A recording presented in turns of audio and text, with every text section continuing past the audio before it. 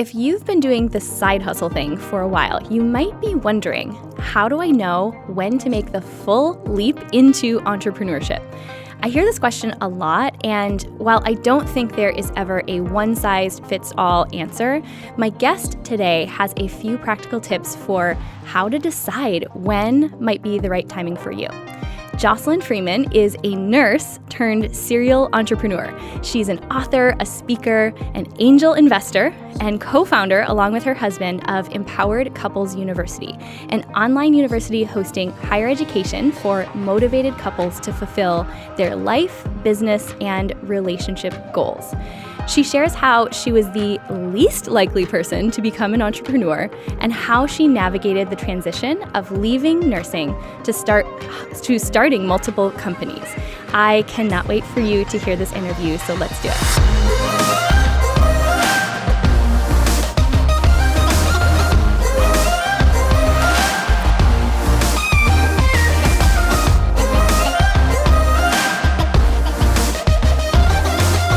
Thank you so much for tuning in today. I have the pleasure of sharing with you one of my longest girlfriends, and she is like the OG member of my girl gang before I even knew what my girl gang was or had a label for it. So Jocelyn, thank you so much for being here. Well, thank you for having me. This is talking to one of my besties. Hello, all day. We had to stop ourselves. We were chatting before we turned on the microphones, and I had to say, oh, wait, we should probably turn on the microphones to be able to capture some of this, because truly who you have been in my life is that soul sister that I can talk about the biggest, craziest ideas with. And I know we'll get into a little more of even our backstory, how we connected and how our friendship has supported what we're both doing in the world. Yes. But for those who don't know you, let's start off by sharing a little bit of the journey from where you've come from to where you are now. We're going to dig deeper into the kind of work that you and your hubby are doing in a little bit. But what I love about your story, I'll kind of tee this up, is that you have the most non-traditional transition into entrepreneurship. So I'd love to hear, just from your standpoint, what that looked like, and give our listeners just a little bit of a sense of Jocelyn pre-entrepreneurship to now, if you would.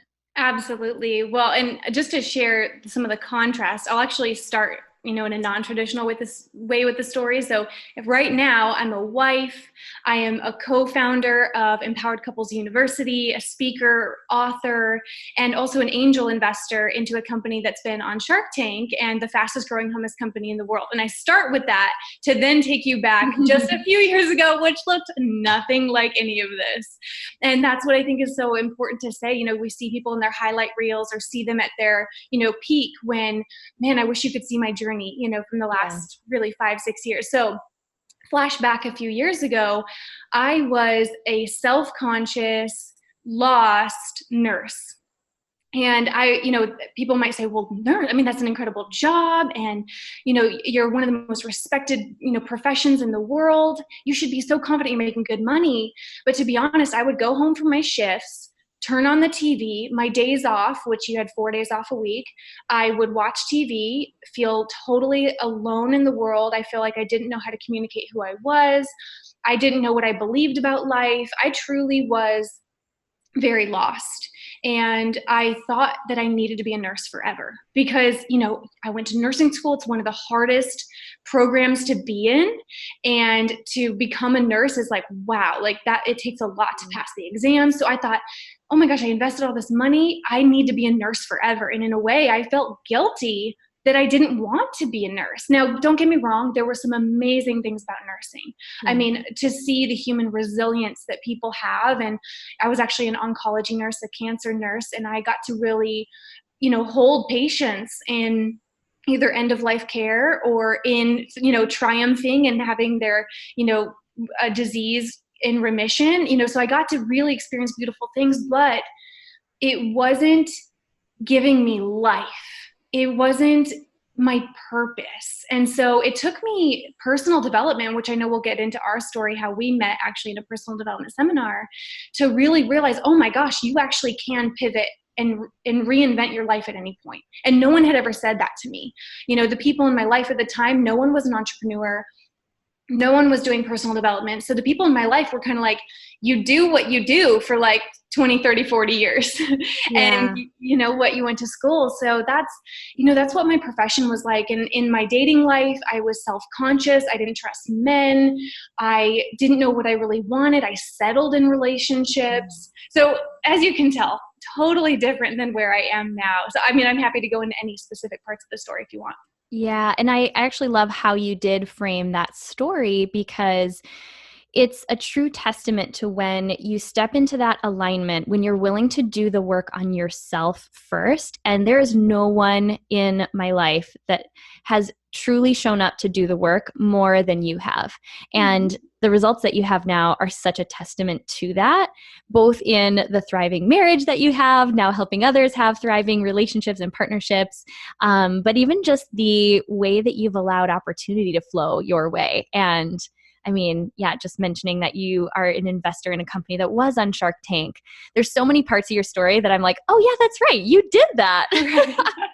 And this is truly just the beginning. I think for both of us, we watched each other's journey, and there's something about this cool phase we're in now where I think we're really tapping into the potential that we have and leaving space for even more abundance that we knew was possible. But that was not where either of us started. No, I mean, when we met each other, just to give you, because you all see Lindsay too, this powerhouse woman, right? Like leading an empire. We met and neither of us really knew what our passion and our purpose was. We met in a personal development seminar through Landmark Education. If any of you haven't done it, it's a great program to do in your personal development journey. And we met up afterwards, we had coffee, and we're like, what if one day, we could do something to help people, and, just really in that daydreaming stage. Yeah. But you were that person I could always go to and have those dare to dream conversations. And I mean, actually, Lindsay was steps ahead of me. She actually was a big part of leading me into thinking bigger. I hadn't started my entrepreneurship journey, and she actually was the person that introduced me into network marketing as my first entrepreneur journey. So thank you for, doing that, which, by the way, I could not sell anything back then. It was like $30. How do I ask somebody $30? How could I ever? And I mean, just subtle plug we just recorded a few weeks ago a call for the Girl Gang membership on sales. So here is this former nurse who could not, and I will attest, she couldn't sell anything to save her life. However, she's a boss now, and operating even within the Delighted by company as director of sales, obviously selling your own products and services. But that just goes to show, when you are willing to challenge what you think you're capable of and willing to learn the skills required to be masterful at something, you can absolutely work your way toward anyone that you want to be. And I feel like, again, your journey is like such a testament to that. So let's walk people through that transition to entrepreneurship. So you mentioned how, and you actually had a company before we worked together for a short time in network marketing. You were doing your company called Live Alive, and you were selling watches. Oh, yes. So when you say like the $30, you were like making these watches. And what was it? Because I think so many members of our audience are in this place where they're like, I just feel like there's more for me, but what? What could I do? What was that point for you? Or maybe it was a gradual transition to just realizing that maybe there was more for you. This is actually fun because most people don't take me back to that point with Live Alive. So just brief on that part. So actually, shortly after meeting Lindsay, doing personal development, I actually fell and broke my back. And I was like pretty much bedridden, could barely walk to the bathroom after a few weeks. And thank goodness Lindsay did come visit me many times and give me like incredible inspirational, when I was like, oh, my life, she would just cheer me up. And so really, you were such a catalyst in that phase. But so as I recovered, so I was in bed for, quite a while, and I hit rock bottom. Like I actually had to confront my identity of, wow, when I'm not a nurse, when I'm not able to work out, when I'm not like the best partner I can be, like, who am I? And I really realized how restless I was, because in a way I couldn't be with how much I didn't know who I was. Wow. Like, and just how lost I was. So moving through a lot of those kind of identity crisis moments when I was recovering with my back, I started to move through that and started to shift my perspective and mindset through things I was listening to, watching, and started to focus on healing and rediscovering myself. And in that, I really started to think bigger. I think it started with saying, wow, if I didn't just be a nurse, and which again, there's no just, being a nurse is incredible. If you're a nurse, that is like superhero. But for me, it was like, what else? Right. So if I didn't only go to work and then come home and, just do things with friends or something, what else would I do? And I started to think bigger. I started to think, well, what if I could have extra money to go on extra vacations? What if I had some extra money that I could give to people? And I just started to ask those what ifs. What if I could gift my brother something huge? It just started to think in those bigger ways, which I never did before. I was the first person in my family to go to college. There were no entrepreneurs in my family. So I hadn't really ever been in a dreaming type of conversation before. So anyway, I started to just ask those what if questions, and I started Live Alive, which came from just really realizing how much I wasn't living alive. And I was just really a kind of a half asleep zombie in life, kind of getting by. So I created Live Alive. It was a watch company. And actually, this is what's funny. So this is the identity breakdown I had. If you haven't read the book, The Big Leap, it's an incredible book. So I start the company. I actually start to be profitable, selling these watches. And I think I didn't grow my identity yet to the extent of like my company growing. So I actually sabotaged it and then shut it down. Right. Shortly after, I'm like, oh, I'm getting profitable. I can't do this. And then literally it was like a few months into being somewhat successful with it that I closed the business. Oh my goodness. That's such a point to underline that when we say personal development, it is so not a linear journey. A lot of like our best lessons have come from those major breakdowns. Yes.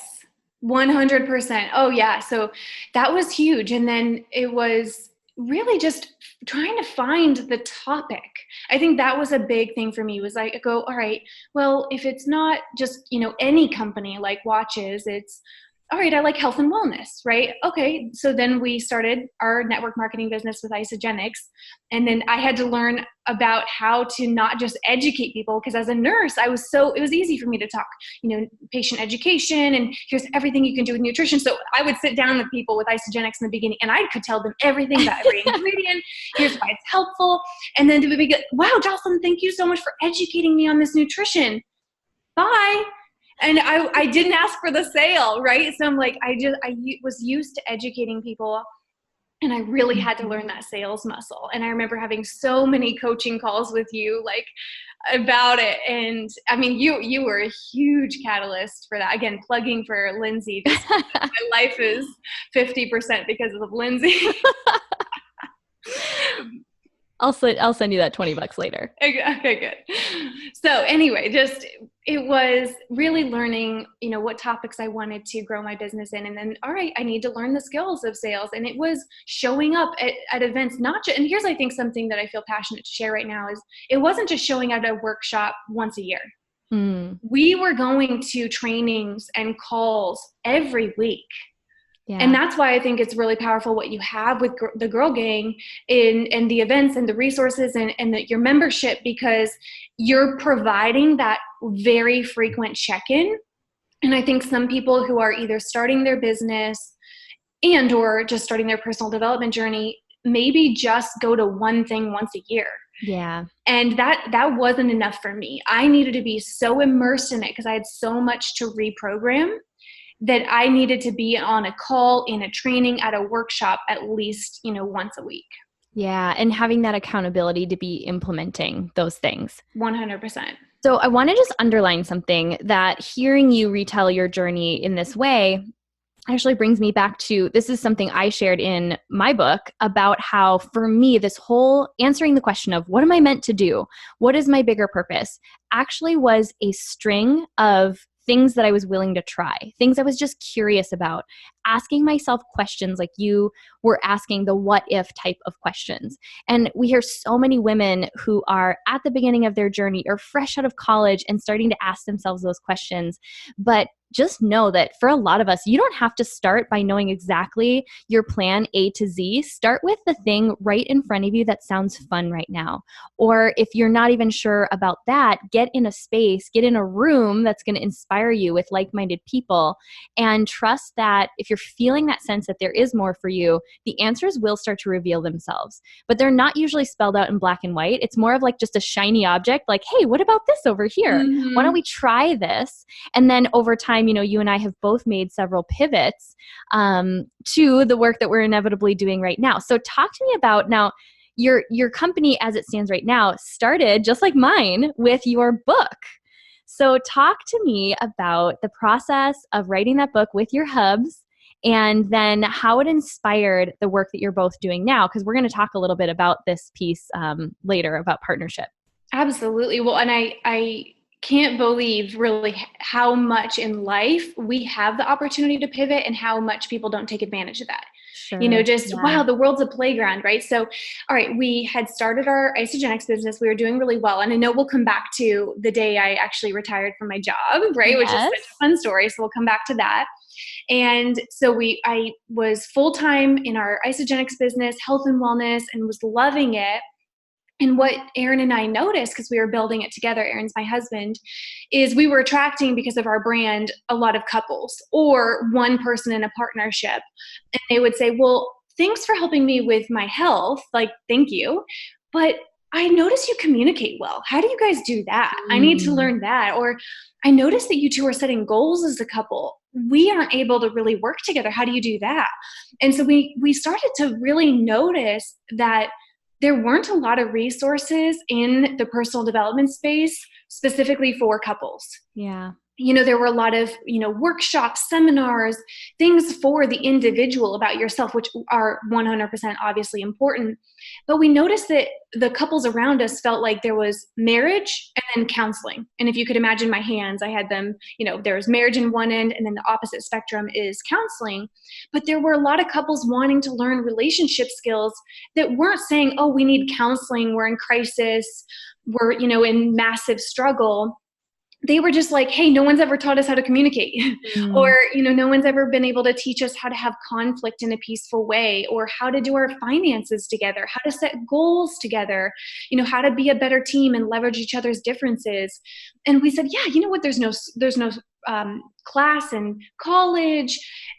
There weren't a lot of resources. So we actually were like, let's create it then, right? We want to figure this out for ourselves, master this, and then be able to teach it. So we went through a very in-depth, I would say we kind of got our PhD in a few years. We immersed ourselves in content. We became ordained ministers. We really just dove into the content and became practitioners of it and offering the support to couples. And I said, wow, we've never found something like this. So we wanted to create almost an entirely new niche in the personal development space around couples development. And so we wrote our book, The New Power Couple, our first book, and started to offer events like our couples brunch, couples workshop, and coaching. And in the coaching space, right, there's a lot of life coaches, health coaches, business coaches, and we want to create the biggest niche being relationship coaching. And so we're actually certifying other relationship coaches. But again, like you said, none of this was, oh, we can see the clear path. It was, we saw first, all right, the book. And then that led us to, all right, let's do an event. Oh, and then what if we started coaching, right? It was just what we could see next. And that's what I love about what you shared. And I'm so glad that we just would take the next step that we could see. And so, we're really now just full on about relationships and working on some other exciting things. One day you'll see us somewhere, maybe on your TV, knock on wood. And so, just really creating some big things in that space and really wanting to make it the new norm. That there's nothing wrong with you if you're wanting to learn about relationships. No one just ever taught you, and just make that normal. So that's a little bit.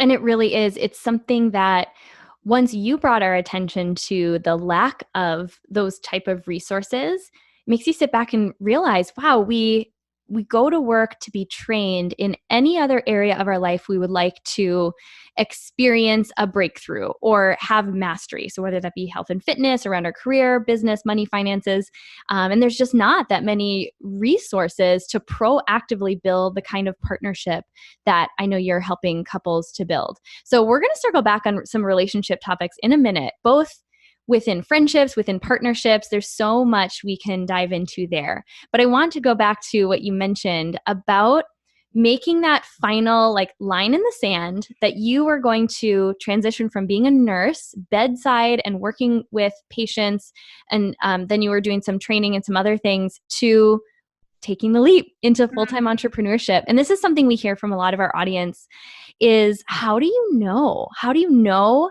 And I don't know that it's a one blanket answer, but how did you know? Or what do you answer people who ask you that question or have seen your journey and are inspired to maybe want to do the same?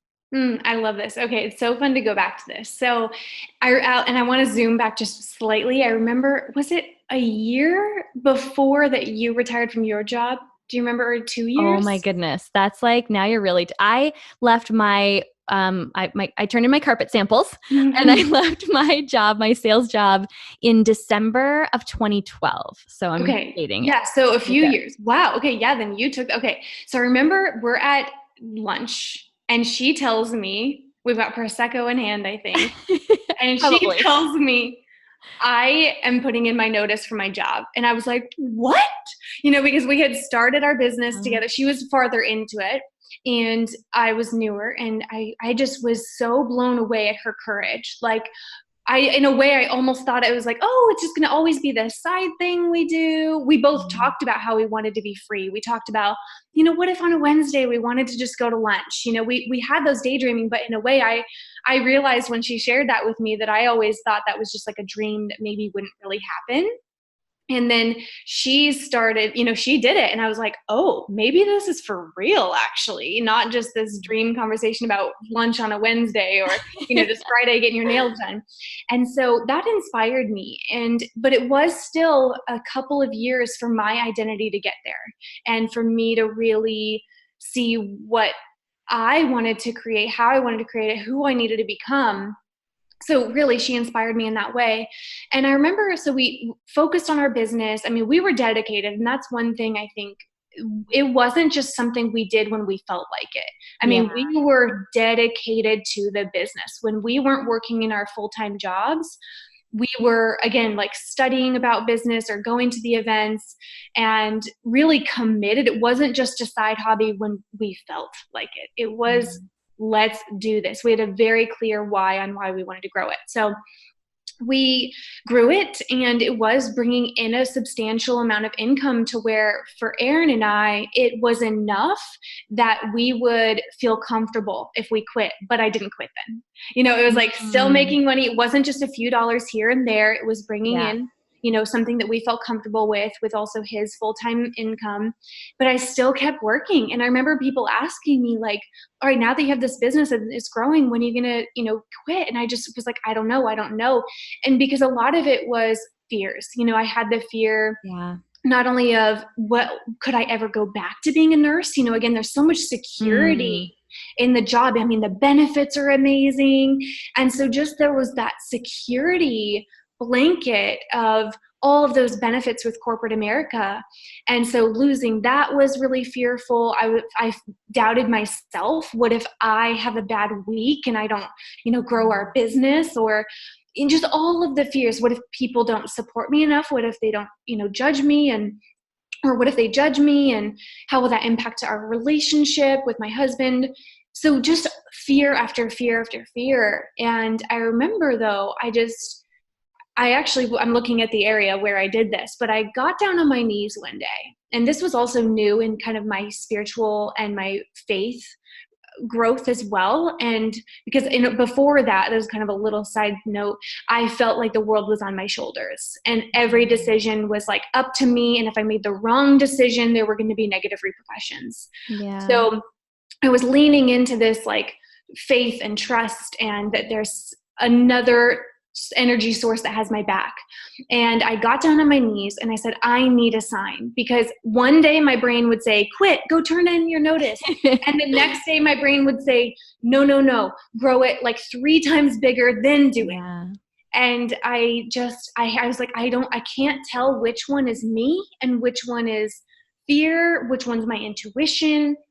So I got down on my knees and I said, God, I need you to give me a very clear sign, because I'm not seeing it. I can't tell which one is the right decision. So I did that. It was so like open-hearted for me. And I went to work, and I got a call on my way home from work from a friend I hadn't talked to in a year. And so she called me, and you know, those times you look at your phone, you're like, oh, wow, this person's calling me. And so I'm catching up with this person who was also a nurse in California. And she shared, you know, oh my gosh, guess what? I'm starting a new career. I'm going into interior design. And I'm like, wait, what? Like, you're a nurse. And so she brought to me this one of like, probably my number one fear was about the letting go of nursing and that, you know, just that security. And so her sharing that with me, and she goes, yeah, I know I can always go back to nursing if I need to, but I've got to pursue this for 2 years, 3 years, 4 years, however long it is. And her sharing that with me, I have goosebumps right now as I'm sharing it, was the sign I needed to hear. It was like she gave me permission that it's okay to set aside the secure job. You know, worst case, which I don't really believe in having an alternate path, but I knew that if the end of the world came and I needed to go back to nursing, I could. And so that it really just gave me permission to say, okay, I can do something else. So I called Erin. I said, I got the sign. You know, my friend called me, because when she called me, it felt like a sign. You know, it was like everything in my body was like, this is a message for you. And so I talked to Erin. I said, I feel like I need to turn in my notice tomorrow. And he's like, go for it. You know, just this is something we'd talked about for a while. And I went in the next day, told my bosses, and I had a really great position at the time and had something that, you know, I could have just gone into doing even consulting and doing something really lucrative with it. But I turned in my notice and I shared with them, I just need to follow my passion. I need to follow my curiosity. And I remember one person was really supportive and the other person was kind of like, oh, wow, that sounds really scary. Yeah. Well, good news is you can come back, you know, and just total doubt. So I remember though, turned in my notice. I gave them plenty of notice. I gave them a month's notice. And that my last day, Lindsay came and picked me up from work. She had balloons and a sign, and we went and celebrated. And now it's like, I think that sensation of letting go of that security, at first you look at it and it's like this gap. It's like this gap that you think you're just going to fall down. But it's like once you take the leap and you make it to the other side, it's like, I can't imagine going back now. And it's just a leap. Even just thinking about the scale of the impact that you're now making, and this is only a few years ago. So again, it's not to say that one impact is better than the other. Like the impact a nurse is making is not equal to, less than, you know, what you're doing now. I think it's more about your soul's calling, what you feel like you're being called to do next. And that's such an individual thing. But I know for me, it's hearing you go back there has put me back in that place. I think I had the benefit of, I was working in my full-time job, which was in the commercial construction industry. So I sold commercial carpet, very glamorous. But so I didn't have an attachment to that. Let's just be honest. No attachment to the position itself, but the security piece. I grew up in the Midwest. That's all I really ever knew was you get a good job, you have that security, and that is success. But it was this interesting timing in my life when I started that job. It was at the beginning of a recession. So all of a sudden, this dream that I had been sold all through college was not true. It was very shocking to my system to realize, oh, wait a minute, I'm entering newly into an industry that is in a severe decline, and there's no sign of that turning around anytime soon. I watched people my age, it was all the entry level positions that were getting laid off left and right, to the point where we used to have networking events called networking for the not working, Oh, to wow. like create community. And I'm actually so grateful for the way that the timing lined up, because I think it was my wake up call to say, okay, Lindsay, is there really any more security here than there is building something of your own? And that was the first time I'd ever even entertained the idea, because I think in like the perception is that there's more security in a job where you get to, go to work and show up. And if you love your job, if you're listening to this and you're working in a job that you love, then that is amazing. Mm-hmm. And it's, but I think knowing, if you know that you're maybe being pulled towards something else and the only thing keeping you there is that feeling of security, that's maybe the place to go and take a deeper look at, what is that really about? Is it that there's fear around, can I really do this? And I Mm-hmm. know that was a big fear for me. Oh, 100%. And if there's a couple things I can share too about, hindsight, if there's anything I would have done differently, or if my circumstances were different, because I get asked this as well. Like, should I, take a leap with my job? So can I share a little bit of some advice on that? Absolutely. Yeah. Okay. So some things that come to mind just about, if you're thinking about retiring from your job, or maybe you're working part-time and you're thinking about, quitting, some things that were important for us was, Erin and I did have some savings. And I think that that's, I'm coaching an entrepreneur, and she asked me if she thinks she asked me if she should quit her job. And I said, well, what do you have in savings? Mm-hmm. And I believe that if you have to make your business grow out of fear, it won't go well. Yes. And the one thing that we had on our side was that we had a cushion. Now, it didn't have to be huge, right? It didn't have to be a huge cushion, but it was enough that I wouldn't be thinking those first few weeks and first few months of, I need to make money, and be working out of fear, because I just believe that energy would repel. And at least with most most businesses. And so I think, making sure that you feel as though you would have enough freedom, enough cushion to just really let yourself lean into it, because it actually was not an easy adjustment. I went from, having someone else kind of dictate my time, and then I had all this free time. I remember the first week I sat down at my desk, it's 9 a.m. I had gotten ready, and I'm sitting down at my computer, and I'm like, now what? What do I do? And I just, I didn't even know really what to do with my time, because I was so used to building my business in the pockets of life. Yep. And so thank goodness I had some cushion with my husband and I and what we had saved. And so if you are thinking of quitting your job, maybe get into a season of savings for a while and really starting to plan for that. So that's one thing. And then also, hindsight, I might have, if I didn't have that clear sign and we didn't have a savings, I probably would have worked more until I really knew how to run a business. Yep. Because there's a big difference between being, pretty good at selling your product versus being able to run a company. And, there's definitely different resources now for the modern day, business type and everything like that. But I think that, some women in my sphere are like, oh, I quit my job and I'm having so much fun. And then they're really struggling because they don't know how to run the company. Yeah. And so I think that that's just something I'd offer as just some insight to people is, make sure you have a little cushion, a little freedom. And then that you also feel as though you sufficiently to your business model feel comfortable with how you're running the company. And, making sure you're taking care of the finances and the marketing and the sales. And of course, it never ends. Like, we're still not pros at this by any means. You're not going to be perfect. Like, right, you're going to have to take the leap being like okay at all of those things. Mm-hmm. But at least, just feeling like you're like, all right, I would trust myself as a CEO and having a little bit of that cushion. What about you? What do you feel like is an important part of the decision?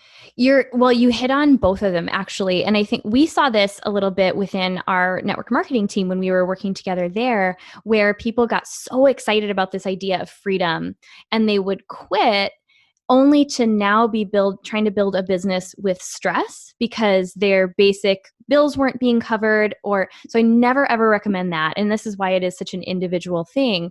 You will only know, what are your living expenses? When I made that transition, Elliot and I had to take a real look at our finances and where we could cut back and, where we could just adjust our standard of living to meet what our new family income would be in the interim while we built it back up. And that absolutely was the case. So I think not making that decision from an emotional place, having a healthy balance of trusting yourself and building that belief that you absolutely can do it, but paired with some solid knowledge and a plan and just checking in to make sure, if you kind of imagine yourself now without that steady paycheck coming in and you imagine yourself on Monday morning showing up for your business, is there stress over it? And not like the kind of stress that's stretching you out of your comfort zone, but stress that is going to ultimately bleed into your business and your energy and all your interactions, because that's just not a healthy place. 100%. And for some people, I just thought of this. I interviewed a woman. I think her interview will publish a week or two before this one does. She left her full-time job to build her business, but she got a part-time job to support it. Like there's no shame in any of that. No. But it's when we start to ask ourselves those better questions. What would it take in order to make this happen? I love that. One more thing I want to say about this too, because I wish this podcast episode existed back when I was at this stage. So I hope that everyone is finding this helpful. One other thing showed up is two things. One, just like Marie Forleo says, there's nothing wrong with the bridge job.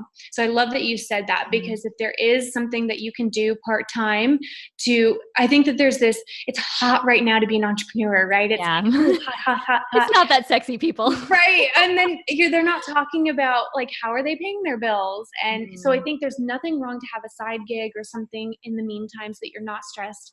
And then the second thing is, and this is again, hindsight, is definitely test your product or service on people not in your sphere. Another big thing I see in the entrepreneurs around me is they go, oh my gosh, my concept is viable. Like I'm growing my coaching business so well because they were able to grow it with their warm market. Yeah. Right. They're like, oh, I'm doing this. I'm like, I'm getting about, 6-figure months of payments because they had, a community around them.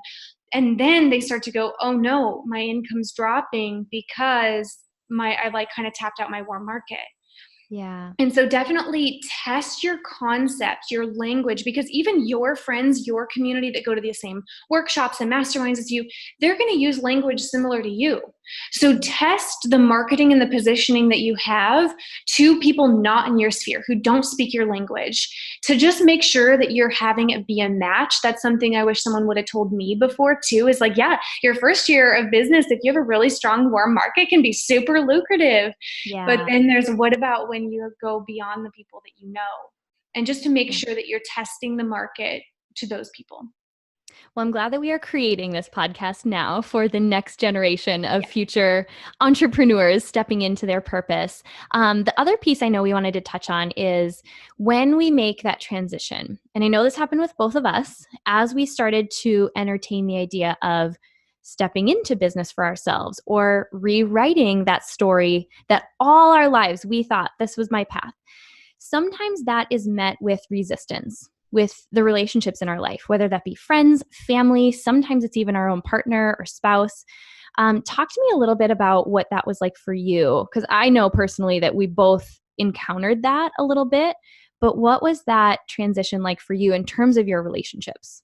Yeah, and I'll start with first, like more the friendships and family relationships, and then go to my romantic relationship. And so with friendships, what I noticed was I kind of showed up in two forms of resistance. I didn't have a lot of people who were maybe saying negative things about it to me, but what I did find was either they didn't ask anything at all. So I would go, spend time with some of them and they just didn't know what to ask, or they weren't on the same path and they kind of wanted to talk about the same old things that in a way I didn't have any more desire to talk about. I don't even remember what the subjects were, but just, non-inspiring conversations. And so I'd, spend time with them, and it almost just felt like we were just such different people. But I'd be like, oh, but we've been friends for so long, like I should make this friendship last. And Yeah. I 100% believe that some relationships are for life. But I Mhm. also believe, and this is from A Course in Miracles, that some relationships have completed their learning. And Yeah. so there were some relationships that I didn't know, like, wow, okay, I think they just completed their season. And it wasn't that we were giving up on each other. It's just we were in different seasons, different paths, and that you don't need to force a relationship just because you have that time behind you. So I noticed that there was just a resistance of feeling like, oh, we just kind of don't have much to talk about anymore. And they weren't asking me questions. So I felt kind of like they didn't know me. They didn't seem like all that interested, or they didn't really know how to support it. And like, I would be like, oh, they don't like want to come to my Mm. workshops, or, they don't join my Facebook lives, and, just Yep. noticing it, we were at different paths. And then the second thing of resistance was also just feeling like I had to suppress myself.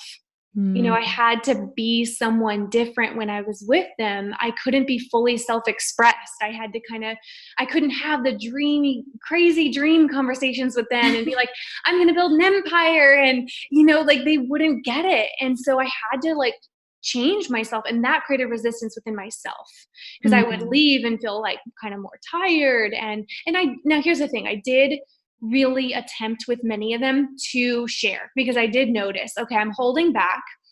That's on me, right? Yeah, they're going to act however they act, but I was holding back. So I did go and try, really being self expressed and sharing myself and asking them questions. I'd be like, all right, I'm going to inspire them.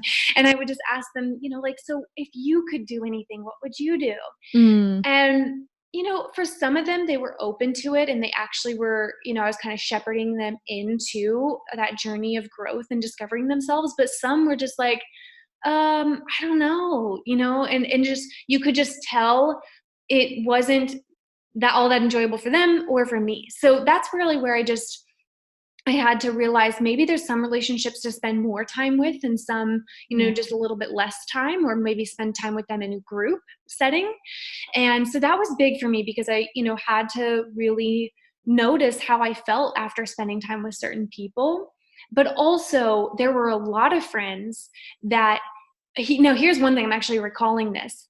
For some of them, it actually brought up resistance, in that when I was asking those questions, like going deeper, once I finally was like, all right, I'm going to be self-expressed, and asking them, so like, if you let go of like any constraints, what would you want to do?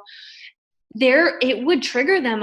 For some people, it would make them Mm. uncomfortable. And in a way, you could kind of tell, you can tell in a conversation, like if you push it a little bit further, you could both kind of get aggravated with each other. Yeah. Sometimes you take the pedal off, your foot off the pedal, and you're like, all right, I'm going to back off. But I would lean into that, and I'd pay attention. Okay, they're uncomfortable. This is actually bringing up something for them. And I, of course, would get their permission and say, well, can I ask you something about that? Like, it seems like that, maybe made you feel uncomfortable.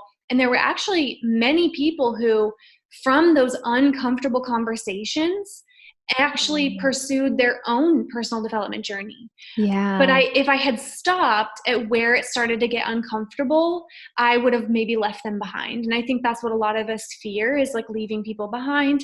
So I think it was kind of, I'm not going to say 50, 50, because it wasn't really a percentage, but some relationships, they just weren't willing to go into the uncomfortable zone. But for Yeah. those who I could push the edges a little bit, and I could, because I think that's something people fear in relationships, is like, don't rock the boat. Don't make them uncomfortable. Be friends, be nice. I Yeah. wasn't interested in that kind of friendship anymore. I wanted the type of friendship where we pushed the limits, we got uncomfortable, we had real and raw conversations. And so they leaned into it. And now some of them are doing like amazing things, and, totally leaning into personal development. So I would say those were big shifts. And then with my family, I really, here's a big thing. I had to share the why. It wasn't just Yeah. what I'm doing, it's why I'm doing it. And I remember, some of them kind of would just be like, wow, cool. Like they wouldn't really know what to say. And so that their version of support was just like, wow, okay, good for you. And I wanted them to be asking more interesting questions, but they just didn't know what. But now, years later, many of them have said, even those people who all they could say was, wow, amazing. They've said, hey, you really inspired me. Like, it's really amazing to Yeah. see what you've done in just a few years. So just remember that even if people aren't saying the things you want them to, they're watching. And they Yeah. are watching. And it's not even from them not believing in you, it's really what it's bringing up in them.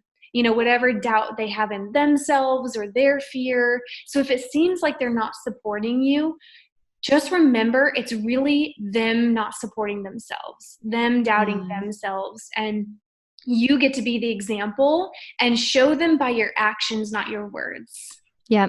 I think one of the biggest things I took away from what you just shared was the piece about understanding that some people aren't going to know how to support you. And when I really started to look at the expectations I put on people, that they should know exactly how I wanted to be supported, or they should get it, air quotes, that was all about me. So rather than putting these weird expectations on people who weren't even aware the expectations were in place, finding those people, friends like you, who we were kind of growing together and our journeys evolved together, and then understanding that certain friendships were just going to be based on different kinds of conversations. Maybe those weren't the places where I said, hey, I have this new business idea. What do you think of this? Those are more the conversations of like, did you see this new movie? Or, what's like fun and exciting for you? Where are you traveling this summer? And having that be okay.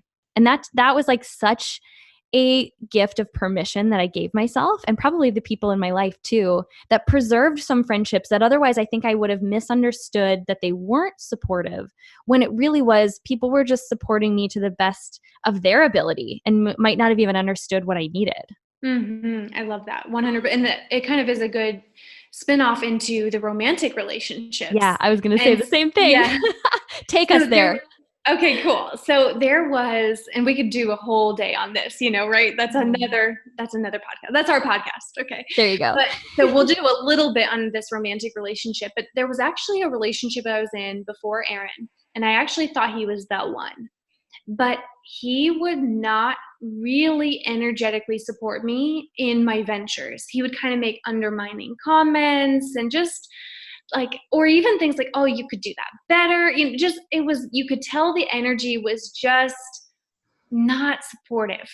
Mm. So anyway, come to find out, I wanted to attract in a partner who maybe they didn't know how to be perfect in supporting me, but I could tell they were. I could tell they were cheering me on. And so I met my now husband, and he was not an entrepreneur at the time. And actually we met, I had started a business probably a year before. So I was a little bit further in, and something that was exciting for me was he was open to it. He was open to that conversation and the dreaming conversations after some time. A whole other story is how he tried to break up with me and how we almost weren't together. That's a The longer best story ever. Yeah, we could do that one another time. But what we took on, and this is really something we like to share with couples now in hindsight, is it was actually tough for us to work together in the beginning. We were totally different in our styles. Our personalities are different, and we didn't know how to leverage each other's zones of genius. And so there was sometimes just like, oh, can we do this together? And now, not all of you who are listening are even building something together, but there can still be the experience, even if you're in different businesses or one of you is an entrepreneur and one of you works, of just going, well, how can we do this together? Because I Yeah. think couples, again, even if you're not doing it together, you still want to feel like a team. And I know that we actually talk to a lot of couples where it is just one person building something, and they're like, well, how do I have my partner support me? When it's like we have a 1-year-old and I want to go work on my business on a Saturday. Yeah. How do I have them understand why I'm going to go to this 3-day conference instead of, doing our weekend vacation? And so a couple of things that we've really discovered in conversations is, one, really making sure they know the why. Not just the superficial of, well, I want to have more money for our bills, because your partner could say, but we don't need more. That doesn't Mm. matter that much to me. So it's really getting to your heart-centered why and sharing that with your partner of like really what that's going to allow you to be, what you're going to be able to discover about yourself, what that's going to contribute to your relationship, your vision. And that's usually missing in the conversation, is the deeper why. Again, not the superficial one, because they really won't understand it. They'll have a way to argue with it. We don't need more money. We're fine. Or, you know what? No, you don't need to be free. Instead, just, there'll always be some excuse back to the superficial. So go deeper into the heart-centered conversations. And then the second thing is having a way to include them. And I love this about you and Elliot, and you built Isogenics together but in totally different ways. Mm-hmm. And then with Powerhouse Women, it's you, but he finds his way to support you, right? He finds his way. He might not be actively in the operations or in the content creation, but he asks you, hey, do you need to work today? Or how can I support you at your event? He's involved in his way. And so it still feels like it's you two doing it. Yeah. And I think, go ahead. I was just going to say, thank you for that, because I don't think that I saw it that way. Although I feel his support, you created that in such a beautiful way. So thank you for saying it that way. Oh yeah, definitely. Mm-hmm. And that's what's great, right? Is even if Aaron and I weren't doing this together, we would find a way to include each other. And that's ultimately probably what your partner wants, is to just still feel like they're by your side, to feel like you're not just going off on a journey without them, or that you'd rather be at the workshop than with them. And that's why we actually say to people is invite your spouse to the workshop. Even if they're not building the business with you, have them come. Maybe not every single one, but some of them, so they can see you in action. They can see what you're up to. They can see how you light up. And here's one more thing that I think it's very unspoken, but when we go deeper with couples, is if we notice, all right, one partner is not being supportive, it's sometimes because there's not really a foundation of trusting consistent action. So the partner, when you go deeper, it's like, oh, maybe my partner's not supporting me because I actually haven't been all that consistent. That's a little bit deeper in there. We could go on to this, much further, but maybe in a way there's you showing them, leading by example of just, because there's actually many couples where they've tried something for 2 months and then give up. And then 6 months later, all right, I'm going to start this, 2 months and give up. And so there might be just a little bit of fear, of like, are they going to really do it this time? Which is natural. There's nothing wrong with that. That's a very natural human being feeling for your partner to have that concern. So it might be just a check-in. Do I need to lead by example? Do I need to show that I'm really serious? And especially men, they watch. They're a little bit less communicators than females for the most part. What? That's shocking. Right. Not a blanket statement, but, for the most part, they're less about asking questions or saying a lot, but they watch. And so you'll notice, a few months, 6 months, a year, they'll go, I've been watching and I'm really impressed. You're consistent. So there's more we could go into. There's a world in there, but I hope those are at least a few points to take away. Oh, so good. And I love how my favorite part about that last piece is you're really encouraging us to look within. And I think it's so easy, whether it's a friend or a spouse, a partner who feels like they're quote unquote not supporting, it's so easy to put the blame on the other side. You should support me and you're not. And that just makes me feel X, Y, or Z. But really to say, okay, how can I invite them to be a part of this? I still think back to the first event that we did. I mean, there's so many just different little ways that I didn't realize I was doing what you said and inviting Elliot in. But as simple as the first event, I said, hey, I really need all hands on deck and you're free labor. And that just happens to fit in my budget. And you know him, he's like all Mr. Fun and play. And he's like, can I wear a security shirt? Yes. And in marriage, ladies, we pick our battles. And I was like, fine, you could wear a security shirt. But it's actually become now like this staple of the events. And it makes me laugh. And it just brings that fun and light energy that he contributes to my life to even our events. So yeah, if you ever come to an event, we're very safe. Very safe and protected. He does protect the grounds. That really started with me first. And I actually asked him the other day if he would be willing to be the first powerhouse man on the podcast and really just get to talk about, because truly, ladies, let me tell you, he didn't have to change anything. I was the one who really had some work to do around how to invite him into being a part of this, how to share that why from a place that had him get what it is that I was doing, or why a lot of my time was required, maybe away from him at different periods. So there's so much we could dig into on a part 2 of this. I hope you'll come back. I feel like oh, come on, girl, like you will. 100%. I know we could talk all day long. We absolutely could. So for those who, I think it's perfect to leave it at this point though, because truly what you and Aaron provide are the resources for those who want to deepen that connection as partners. So where can people find you? What content or resources do you have for people to get their hands on right now? Oh, absolutely. Well, so we are on Instagram a lot, Meet the Freemans, MEET_the Freemans. And now you've met one of the Freemans. Half of this duo. Funny side note, people come up to us if they've like seen us or heard of us in events and they go, oh, you're the Freemans, even if it's just me. And so I don't even have a first name to people. Nope. I'm just one of the Freemans, which is hilarious. I'll take it. And so we're on Instagram, Meet the Freemans. We also have a podcast, the Empowered Couples Podcast, and we share lots of great modern day relationship tips on there. So good. And then, yes, if we and actually Lindsay and Elliot, they're actually one of the most popular episodes of the whole time. Oh, well. They share some mic drop wisdom on there. Oh, gosh. And so also we've got events. We do couples workshops, couples brunches if you're in Arizona, or actually if not, if you want to come in town, we actually have people travel in town for them. So come to a workshop, come to a brunch.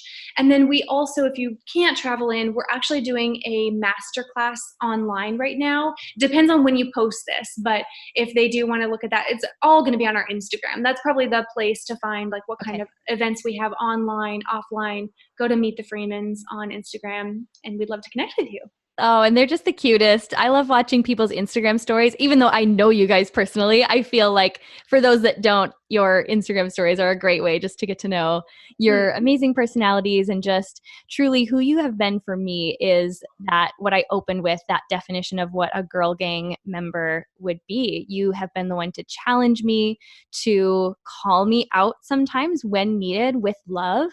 And it's just such an honor to get to collaborate when we are able to and have our visions intertwine on this podcast, on your podcast. But truly, you're just such a soul sister to me, and I appreciate you more than you'll ever know. Oh, well, thank you. I mean, really, my life looks this way in a big, big way because of you. Like, thank you so much for everything and having me on. Love Powerhouse Women and the Girl Gang. Love you so much. Oh, thank you so much.